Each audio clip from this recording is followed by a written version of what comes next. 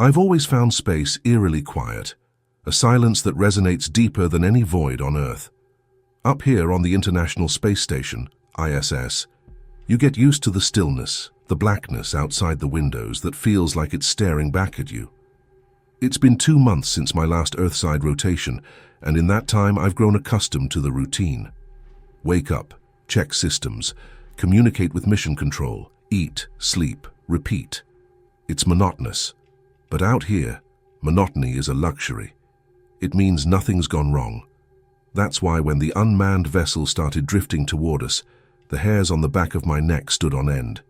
It wasn't on the schedule. We always know when something is coming in or out, scheduled maintenance, supply runs, crew rotations. But this ship, it just appeared on our radar, like a ghost from the void. No identifiers, no comms. Just a silent drift. "Ryan, you seeing this?" I asked, my voice echoing slightly in the narrow corridor. Ryan's voice crackled over the intercom, steady as always. "Yeah, I see it. Doesn't look right, does it?" I walked over to the observation window, peering out into the black. The ship was there, small at first, a speck growing larger as it approached. The ISS is built to handle a lot, but an unscheduled docking, that's bad news. "Think it's a glitch?" I asked, more to fill the silence than anything. I already knew the answer. Ryan didn't respond for a moment. I could almost hear him thinking, running through the scenarios in his head like I was. No way, we need to check this out. I'll get suited up, grab a couple of the guys." I felt a chill despite the regulated temperature. Something about this whole situation felt wrong. I couldn't put my finger on it, but every instinct was telling me to get as far from that ship as possible. But there was nowhere to go. Nowhere but the void, and that wasn't an option. "All right," I said, forcing calm into my voice. "I'll monitor from here. Let's get this over with." As Ryan suited up with 2 other security officers, I stayed glued to the monitors, watching as the ship drew closer. It wasn't large, maybe the size of a supply drone, but it lacked the usual insignia. No markings, no lights, just cold metal against the backdrop of endless space. "We're ready," Ryan's voice cut through my thoughts. I glanced at the screen showing his body camera feed.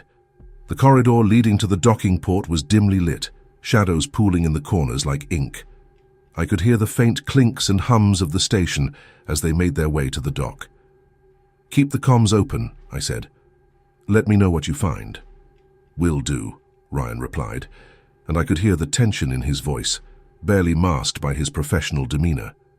The ship made contact with a dull thud that reverberated through the station. I flinched despite myself, watching as the docking port sealed around the ship, locking it in place. There was a moment of heavy silence before the airlock hissed, depressurizing. "Opening her up," Ryan said, his voice now lower, more cautious. I watched through the camera as the doors slowly slid apart.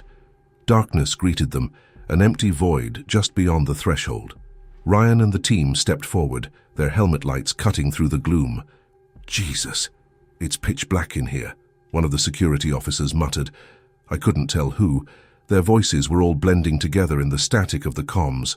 "Stay close," Ryan ordered. "Check your corners." They moved deeper into the ship, the beams of light sweeping over the metallic walls. No signs of life, no signs of anything, really. The ship was just empty. But that didn't make sense. Even unmanned vessels had basic systems, lights, operational panels. This was a ghost ship in every sense of the word. "Ryan, anything on the scanners?" I asked, unable to keep the edge out of my voice. "Negative," he replied. "Nothing. No power, no heat signatures. It's like this thing's been dead for a long time." I swallowed hard, a sense of dread creeping into my gut. This wasn't right. Ships don't just drift out here, not with the kind of precautions we take. Something was wrong. Very wrong. Then, just as I was about to tell them to pull back, the emergency broadcast alert flashed on my console. A shrill alarm blared through the station, red lights flashing in a disorienting pattern. "Ryan, get out of there now!" I shouted over the comms, my voice nearly drowned out by the alarm. "What the hell?" Ryan's voice was laced with panic now, and I could see on his camera feed that the others had stopped in their tracks, looking around wildly. "What's going on?" "Emergency broadcast," I gasped, trying to... focus on the screen, trying to find the source of the signal. It's a warning, says not to make contact with the ship. It's a goddamn quarantine warning. Too late for that, Ryan snapped, turning back toward the exit. We're coming back. But as they retraced their steps, the feed from Ryan's camera started to glitch, static cutting in and out, distorting the image. I could hear the panicked breathing of the men, the rapid footsteps, and then something else. Something faint, almost imperceptible at first. A low hum, growing louder. Ryan? Ryan, what's that noise? I asked, my heart pounding. I don't know. It's coming from inside the ship. Ryan's voice trembled now. We're almost there, just hold on. But the noise grew, a deep resonating hum that vibrated through the walls of the ISS, through my bones. It was unnatural, a sound that didn't belong in the silence of space. And then, without warning, the feed cut out entirely. Ryan? Ryan! I shouted, but there was no response. Just silence, the kind that presses in on you, suffocates you.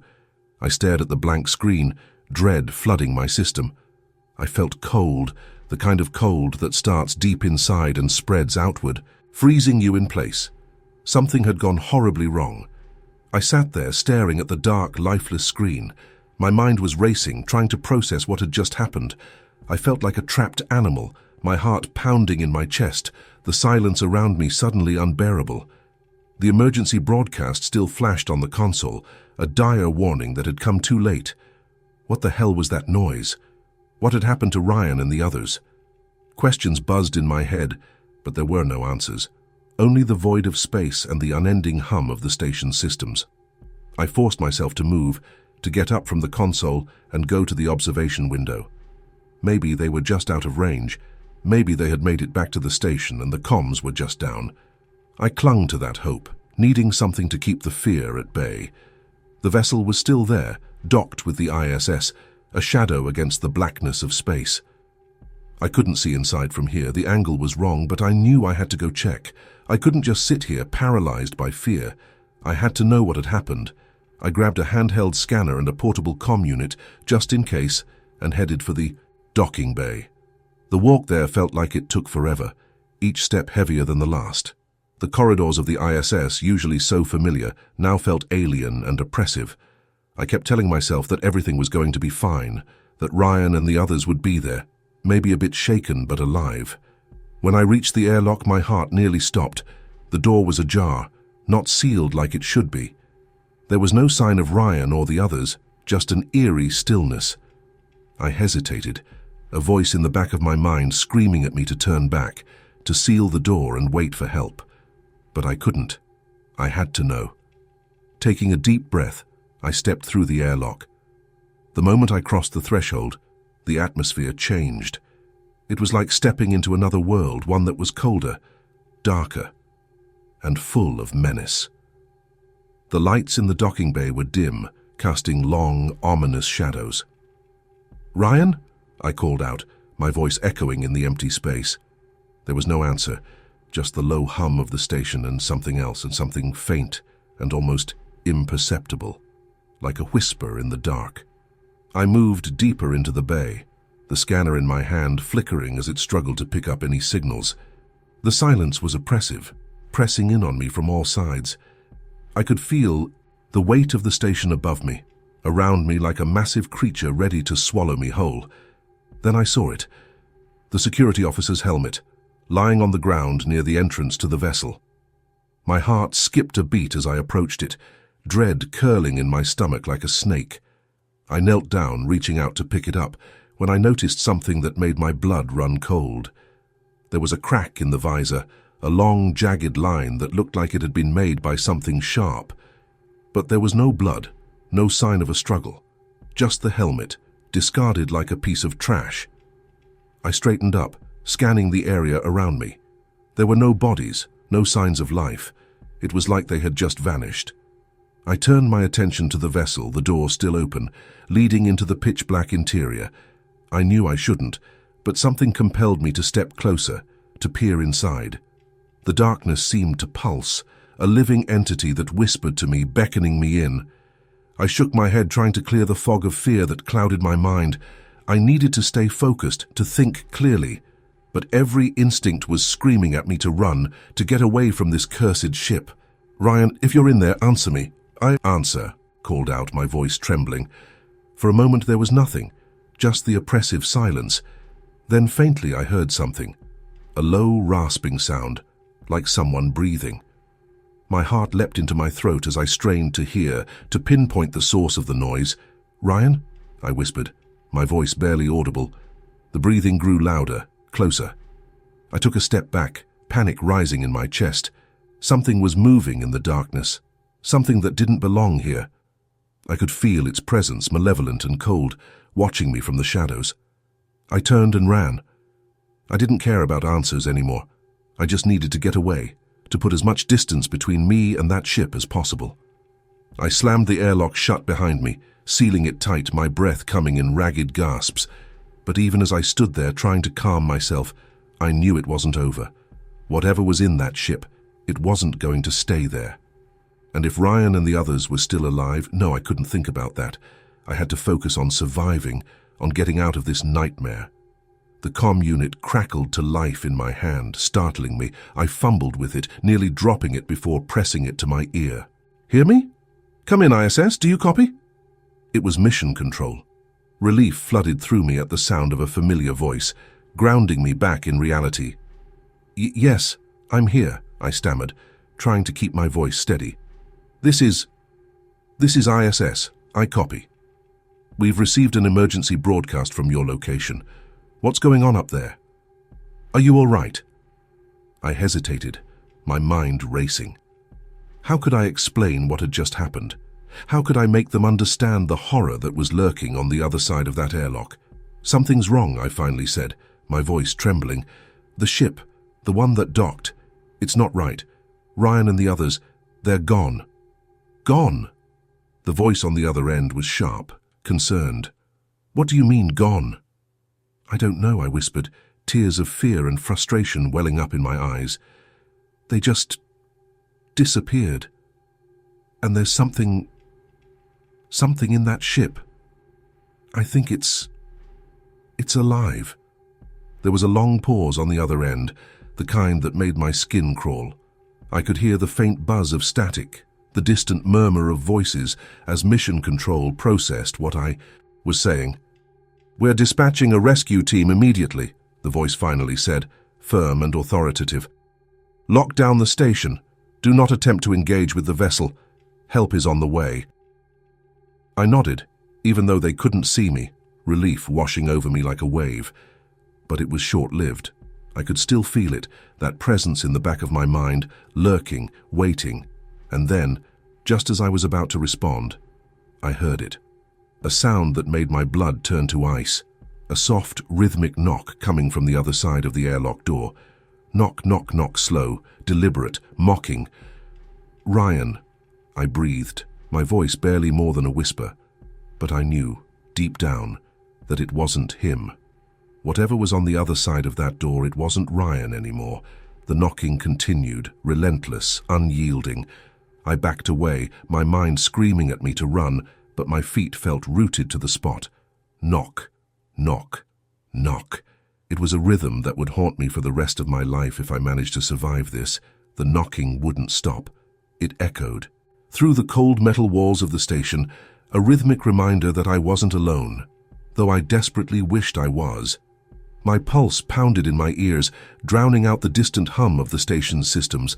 Knock, knock, knock. I couldn't tear my eyes away from the airlock door.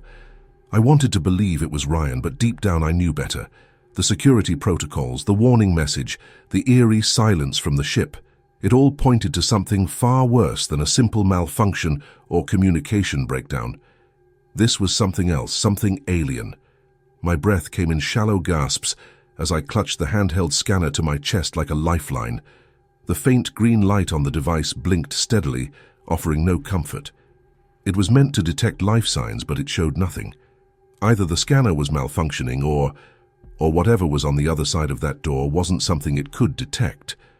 The knocking stopped suddenly, leaving a suffocating silence in its wake. I took a step back, my legs trembling, every nerve in my body on high alert. Then, the comm unit in my hand crackled to life again. ISS, this is Ryan. Open the door. The story is not over yet. Please consider subscribing for the part 2. My heart skipped a beat. It was Ryan's voice, clear and familiar, with that same calm tone he always used. But there was something off about it, something that made my skin crawl. It was too calm, too controlled. My grip tightened on the comm unit. "Ryan," I whispered, my voice shaking. "What happened? Where are the others?" There was a pause, just long enough to make my stomach churn with unease. "They're gone," Ryan replied, his voice devoid of emotion. "Open the door, it's safe now." Safe? Nothing about this felt safe. Every instinct screamed at me to run, to get as far from that door as possible. But where could I go? The ISS was only so big, and I couldn't escape into the vacuum of space. I didn't move, didn't respond. I needed time to think, to process what was happening, but time was something I didn't have. "Open the door," Ryan's voice came again, more insistent this time. "It's getting cold out here." Cold. That word sent a shiver down my spine. I knew the temperature on the station was regulated, but he said it in a way that felt wrong, like he wasn't talking about the temperature at all. I shook my head, forcing myself to speak. "No, not until I see you." There was another pause, and then a soft chuckle, low and humorless. It wasn't Ryan's laugh, not really. "You're scared," the voice said, almost mocking. "You've always been so cautious, haven't you? Always following protocol, always double-checking the systems. But look where it's gotten you." The word sent a jolt of terror through me. It knew. Whatever was on the other side of that door, it knew too much. About me, about Ryan, about everything. "I'm not opening that door," I said, trying to sound resolute, though my voice wavered. "Not until the rescue team gets here." A heavy silence followed, pressing down on me like a physical weight. Then the knocking resumed, this time harder, more insistent. Knock, knock, knock. "You don't have much time," the voice said, its tone shifting to something darker, more sinister. "They won't get here in time, but I can help you. Just let me in." I backed away from the door, my heart pounding in my chest. Every instinct told me to run, but my legs felt like lead. The air seemed thicker, harder to breathe, as if the station itself was closing in on me. Knock, knock, knock. The sound was louder now, more forceful. I could hear the metal of the door creaking under the strain, as if something was pushing against it from the other side. "You know what happens if you stay out there," the voice continued, a twisted edge of desperation creeping in. "You'll die, just like the others. But I can save you. I can keep you safe." I shook my head, tears welling up in my eyes. "You're not Ryan," I whispered, the realization hitting me like a punch to the gut. You're something else." The knocking stopped abruptly. For a moment there was only silence, and I allowed myself to hope that maybe, just maybe, it was over.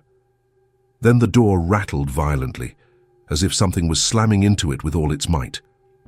The sound reverberated through the station, a terrifying contrast to the usual calm. I stumbled back, nearly tripping over my own feet, panic flooding every fiber of my being. "Let me in!" the voice screamed, no longer resembling Ryan's at all. It was a twisted, distorted version, filled with rage and desperation. "Let me in or you'll regret it." I couldn't take it anymore. I turned and ran, bolting down the corridor, the comm unit clattering to the floor behind me. My breaths came in ragged gasps, my vision blurring as tears streamed down my face. The station, once my home away from home, now felt like a prison, a cold, dark labyrinth with no way out. I didn't know where I was going. I just needed to get away, to put as much distance between myself and that door as possible. But as I ran, the station seemed to stretch and twist around me, the familiar hallways morphing into a maze of shadows. I reached the control room and slammed the door shut behind me, my hands trembling as I engaged the manual lock. My chest heaved as I tried to catch my breath, my eyes darting around the small room. The monitors flickered, displaying various parts of the station. I scanned them, looking for any sign of Ryan, of whatever was pretending to be him. But there was nothing, just the empty corridors bathed in the eerie red glow of the emergency lights. I collapsed into the chair, my mind racing.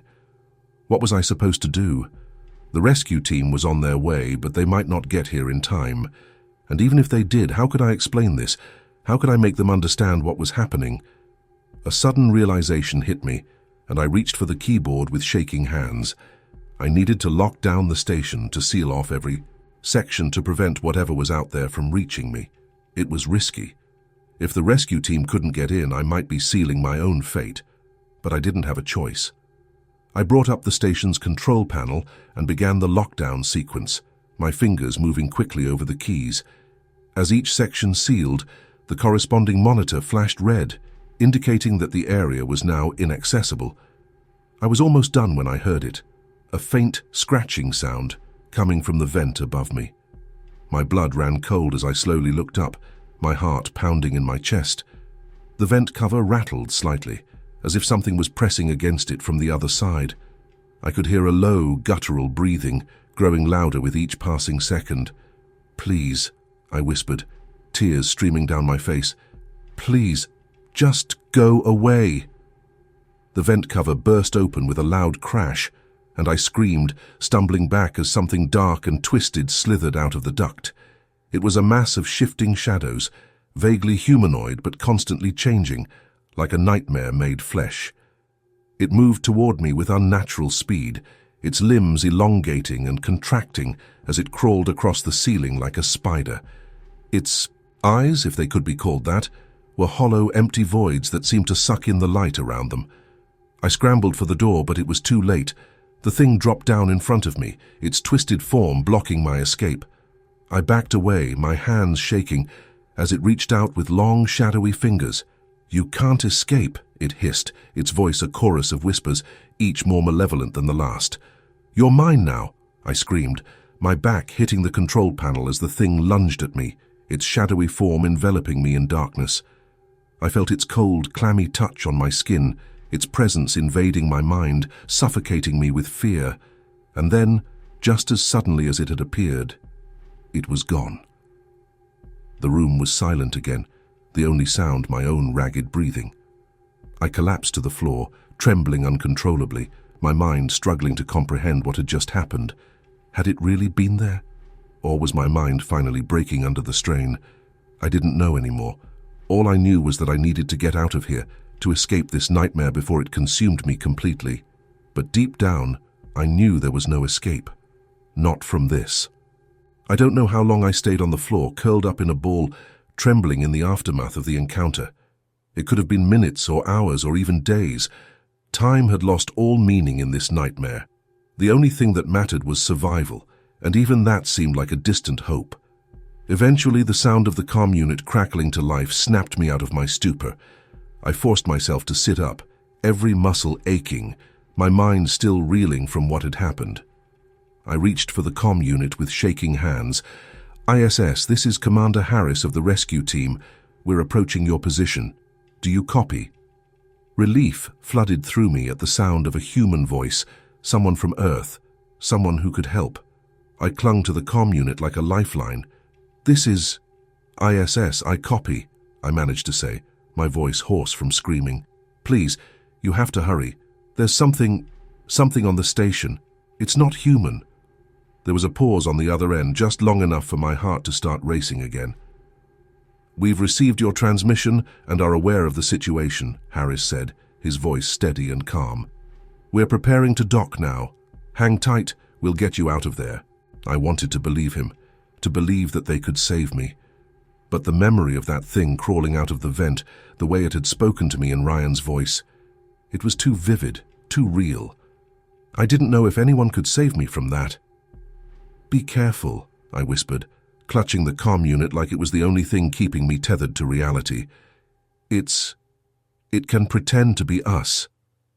It can look like us." "We understand," Harris replied. "We've dealt with similar situations before. Just stay calm and we'll be there soon." The comms went silent again, and I was left alone with my thoughts. I couldn't just sit here waiting for them to arrive. I needed to do something, anything to keep my mind occupied, to keep the fear at bay. I pushed myself up from the floor, my legs unsteady, and moved to the control panel. I had already sealed most of the station, but I needed to double-check to make sure that thing couldn't get to the rescue team when they docked. As I worked, I tried to focus on the task at hand, but my mind kept drifting back to Ryan, to the others who had disappeared. Were they still alive? Or had they been consumed by whatever was on that ship? The thought sent a shiver down my spine. I was so engrossed in my work that I almost didn't notice when the docking alarm sounded. I looked up at the monitor, heart pounding. The rescue team's shuttle was just outside, preparing to dock with the station. I watched as the shuttle connected with the airlock, the metallic clank echoing through the station. The process was automated, smooth, a comforting reminder of the routines we relied on in space. But there was nothing comforting about this situation. ISS. "We're docked and ready to board," Harris's voice crackled over the comms. "Prepare to open the airlock." I hesitated for a moment, staring at the monitor that showed the empty corridor outside the airlock. Was it really safe? Could I trust that the thing hadn't made its way there? But what choice did I have? I couldn't stay here alone. "Opening the airlock now," I said, my voice barely above a whisper. I initiated the sequence, and the airlock hissed as it depressurized. The door slid open, revealing the rescue team, 3 figures in bulky spacesuits, helmets obscuring their faces. They moved with purpose, their movements precise and coordinated. "Commander Harris?" I asked, my voice trembling slightly. The lead figure nodded, stepping forward. "That's me," he said, his voice calm and reassuring. "We're here to get you out." I let out a breath I didn't realize I'd been holding, relief washing over me. But even as I felt that relief, a tiny voice in the back of my mind whispered a warning. "Be careful. Don't let your guard down." "We need to move quickly," Harris said, gesturing for me to follow. "The station's unstable, and we don't know how long it'll hold." I nodded, forcing myself to take a step forward, then another. The corridor outside the control room was dim, the emergency lights casting long shadows. The other 2 team members moved ahead, checking the area for any signs of danger. As we walked, Harris spoke again, his tone professional. "We received the quarantine alert too late. By the time we got your emergency broadcast, we were already on our way." "What exactly happened?" I swallowed hard, my throat dry. "It started with that ship. It docked without warning, no comms, no ID. Ryan and the others went to check it out, but something was in there. Something wrong." Harris nodded, as if he'd expected as much. "And this thing, it can mimic people?" I nodded, glancing at him out of the corner of my eye. His helmet visor was reflective, hiding his face. "It pretended to be Ryan. It used his voice, tried to get me to open the door, but it wasn't him." Harris didn't respond immediately. Instead, he motioned to one of his team members, who turned to look at me. "Do you know what this is? Have you encountered anything like it before?" I shook my head. "No. We've dealt with aliens before, but nothing like this. They were always physical. This thing, see, it's like a shadow. It's not just pretending to be us, it's something else entirely." The team member nodded, as if confirming something to himself. Then, without warning, he reached up and removed his helmet. I gasped, stumbling back a step. The face underneath wasn't human. It was twisted, malformed, a mockery of what it should have been. The skin was pale, almost translucent, with veins of darkness pulsing beneath the surface. The eyes were hollow, empty voids that seemed to suck in all light. "It's too late," the creature said, in a voice that was both familiar and alien, a distortion of Harris's calm tone. "You can't escape." The other 2 figures removed their helmets. Through the cold metal walls of the station, a rhythmic reminder that I wasn't alone, though I desperately wished I was. My pulse pounded in my ears, drowning out the distant hum of the station's systems.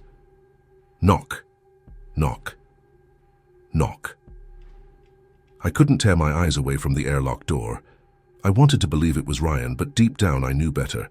The security protocols, the warning message, the eerie silence from the ship, it all pointed to something far worse than a simple malfunction or communication breakdown. This was something else, something alien.